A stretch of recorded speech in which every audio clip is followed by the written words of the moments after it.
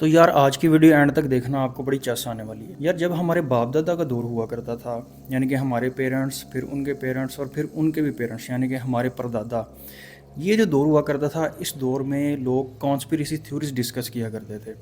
For example हमारे अगर दादाओं की बात करें तो वो देहातों में किसी दरख्त के नीचे बैठे काली बिल्ली को अगर देखते तो वो ये कहते थे कि काली बिल्ली अगर रास्ता काट जाए तो इसका मतलब है कि कोई ना कोई मसला आने वाला है। और उसके बाद अगर हमारे पेरेंट्स के टाइम की बात करें तो थोड़ा सा ज़माना आपको पता है कि साइंटिफिक हो गया था। उस दौर के अंदर इस तरह की कॉन्स्पिरेसी थ्योरीज हुआ करती थी जी कि ब्लैक होल के अंदर अगर कोई इंसान गिर जाए तो क्या वो किसी दूसरी कायनात में पहुंच जाता है, या फिर इल्यूमिनाटी जैसी दूसरी कॉन्स्पिरेसी थ्योरीज को लोग बैठ के डिस्कस किया करते थे। और इनमें से बहुत सारी थ्योरीज के जिनका कोई ना कोई साइंटिफिक बैकग्राउंड हुआ करता था, वो या तो टाइम के साथ सही प्रूव हो जाती थी या फिर वो गलत साबित हो जाती थी, और लोग उन डिस्कशंस को वहीं पे छोड़ देते थे। और एक हम हैं सो कॉल्ड 90s किड्स, एक हमारा दौर है। हमारे ज़माने में कंट्रोवर्सीज डिस्कस होती हैं कि चड्डी पहने हो या नहीं, यानी कि कौन सही है और कौन गलत। तो आज की इस वीडियो में यार मैं ये डिस्कस नहीं करूंगा कि कौन सही है और कौन गलत है। 7 साल पहले क्या हुआ था,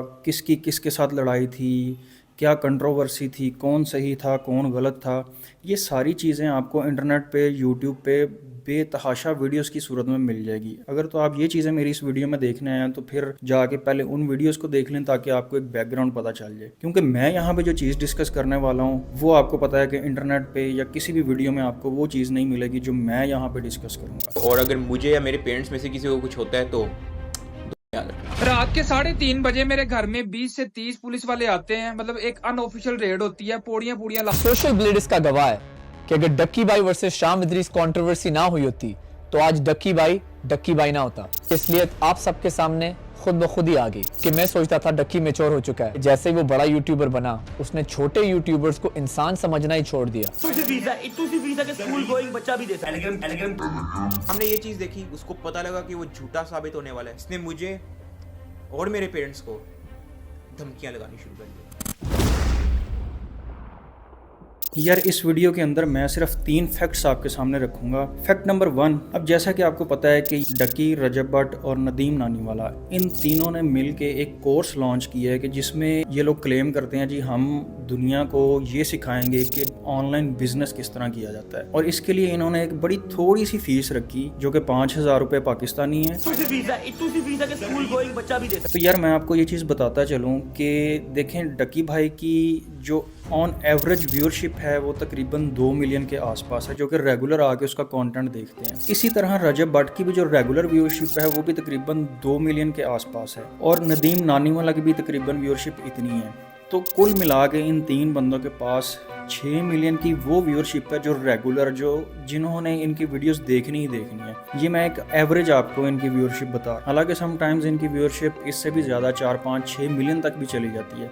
लेकिन मान लें कि हम 2 मिलियन एवरेज व्यूअरशिप इनकी लेके चलते हैं, तो ये जो फीस इन्होंने 5,000 रखी है, अगर टोटल इन 3 बंदों की 6 मिलियन व्यूअरशिप में से 10,000 बंदे भी इनका ये कोर्स परचेज करते हैं जो कि किसी काम का नहीं है, तो 10,000 को ज़रा 5,000 से ज़रब तो दे के देखें तो ये तकरीबन 5 करोड़ रुपए बनते हैं। ये वो अमाउंट है जो ये अलग अलग शायद 2 से 3 माह में अपनी यूट्यूब से कमा सकते हैं। अगर इनको कोई स्पॉन्सरशिप ना दी जाए, सिर्फ यूट्यूब की अर्निंग की बात करें तो 2, 3 या 4 माह की ये इनकी अर्निंग है। ये वो अर्निंग थी कि अगर इनका ये कोर्स सेल आउट होता है तो ये तकरीबन कुछ घंटों में या कुछ दिनों के अंदर इन्होंने 5 करोड़ अंदर करना था, और अल्लाह की सुपुर्द। और मैं आपको ये बताता चलूँ कि यार आज के दौर में भी पैसे देकर कोर्स खरीदना मेरी तो समझ में नहीं आती ये चीज़, क्योंकि ऑनलाइन यूट्यूब के ऊपर ही आपको हर चीज़, जो चीज़ भी आपने सर्च करनी है वो आपको मिलती है। और अगर आपने पैसे देकर कोर्स खरीदना ही है तो फिर इन जैसों का कि जिन्होंने कभी बिजनेस किया ही नहीं है, इनके पास तो स्पॉन्सर्स खुद चल के आते हैं कि हमारी ये प्रोडक्ट है, इसकी पब्लिसिटी कर दें तो हम आपको इतने पैसे देते हैं। इनको तो घर बैठे बिठाए पैसे मिलते हैं। अगर आपने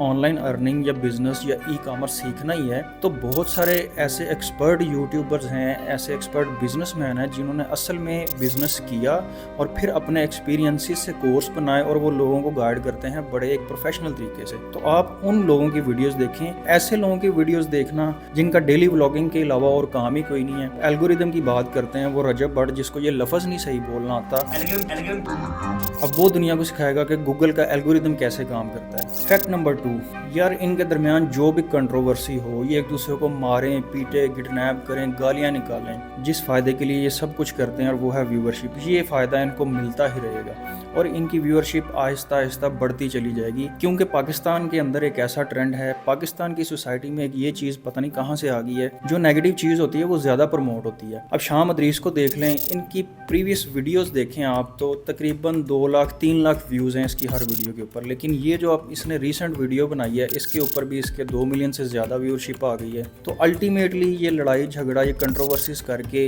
इन्हीं का फ़ायदा है। इनको व्यूअरशिप चाहिए, वो चाहे जिस तरह मर्जी आए और वो इनको मिलती है और ये व्यूअरशिप इनको मेरे और आप जैसे लोग देते हैं। और आपने देखा होगा कि इस वक्त सोशल मीडिया के ऊपर इन्हीं लोगों को डिस्कस किया जा रहा है, इनके अलावा दूसरी बात ही कोई नहीं है करने के लिए। तो जो इनका गोल था, मकसद था कि या तो कोर्स सेल आउट हो जाता, व्यूअरशिप, और पूरे सोशल मीडिया पे इनको डिस्कस ज़रूर किया जा रहा है। इनको व्यूअरशिप पूरी की पूरी मिल रही है, वो पूरा कैश कर रहे हैं इस व्यूअरशिप को। फैक्ट नंबर 3, इनके कंटेंट की यार अगर हम बात करें तो चाहे वो शाह मदरीस हो जो इस वक्त पूरी सिंपैथी ले रहा है, डक्की भाई हो, रजब हो, नदीम नानीवाला हो, या और इस तरह के दीगर जो डेली व्लॉगर्स हैं, ये अपने कंटेंट के अंदर सिर्फ 4 चीज़ें दिखा रहे होते हैं: आईफोन, नए घर, गाड़ियाँ और अब्रॉड के ट्रिप्स। इनका कंटेंट सिर्फ और सिर्फ इन 4 चीज़ों के इर्द गिर्द घूमता है। अब एक ऐसा मिडिल क्लास बंदा कि जो सारा दिन की परेशानियों से, मसाइल से थक हार के घर आता है और घर आके जब वो यूट्यूब देखता है और आगे से इनके आईफोन, इनकी गाड़ियाँ और इनके बाहर जाने के जो ट्रिप्स हैं वो देखता है, उसका दिमाग रिलैक्स होने के बजाय और ख़राब हो जाता है। वो इसी सोच में पड़ा रहता है कि यार इनके पास इतना पैसा है, इनके पास तो हर खुशी है, ये हर तरह की इंजॉयमेंट कर सकते हैं। वो बजाय रिलैक्स होने के उल्टा एहसास कमतरी के अंदर चला जाता है। हालांकि कंटेंट ऐसा होना चाहिए कि जिसमें आपको एंटरटेनमेंट के साथ कुछ ना कुछ इन्फॉर्मेशन, ये 2 चीज़ें ज़रूर मिलें।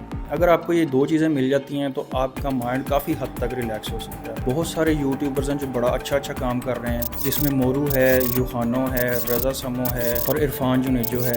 ये ऐसा कंटेंट बनाते हैं कि इनमें नॉलेज के साथ साथ एंटरटेनमेंट भी मिलती है और बड़ा डिसेंट सा कंटेंट होता है। इसमें कभी इन्होंने अपनी लग्जरी लाइफ नहीं दिखाई, कभी गाड़ियाँ नहीं दिखाए, कभी घर नहीं दिखाए, कभी होटल्स नहीं दिखाए, कभी भी अब्रॉड के ट्रिप नहीं दिखाए, लेकिन ये ऐसा डिसेंट कंटेंट बनाते हैं, नॉलेज के साथ साथ अगला बंदा एंटरटेन भी हो जाता है। इनफैक्ट पिछले कई दिनों से स्क्रोलिंग के दौरान मेरे सामने भी शाह मदरीस की ये वीडियो बार बार आ रही थी, तो मैंने सोचा कि इसको मैं खोल के देख ही लूँ कि इसके अंदर क्या है जो बार बार यूट्यूब का एल्गोरिदम जो है वो इसको रिकमेंड कर रहा है। तो मैंने वो वीडियो देखी, तो उस वीडियो के अंदर एक बात इसकी बड़ी अच्छी थी जो मुझे बड़ी पसंद आई और वो मैं यहाँ पे ज़रूर करना चाहूँगा। उसने कहा कि 7 साल पहले आप लोग छोटे थे, यानी कि हमारे 90s के किड्स की बात वो कर रहा था कि तब आपको मेरी बात समझ नहीं आई कि जब उसकी वाइफ को किसी गैदरिंग के अंदर कोई मुक्का या थप्पड़ लगा था, तो उस वक्त डक्की ने इस चीज़ को बड़ा कैश किया था। बजाय इसके कि वो सिंपैथी शो करता कि किसी की फैमिली के साथ इस तरह की हरकत हुई है, उल्टा उसने इस चीज़ को कैश किया। तो शाह मदरीस ने कहा कि उस वक्त तो आपको इतनी समझ नहीं थी, क्योंकि हम में से कुछ लोग उस वक्त टीन एज में थे या टीन एज से बाहर निकल रहे थे। अब उस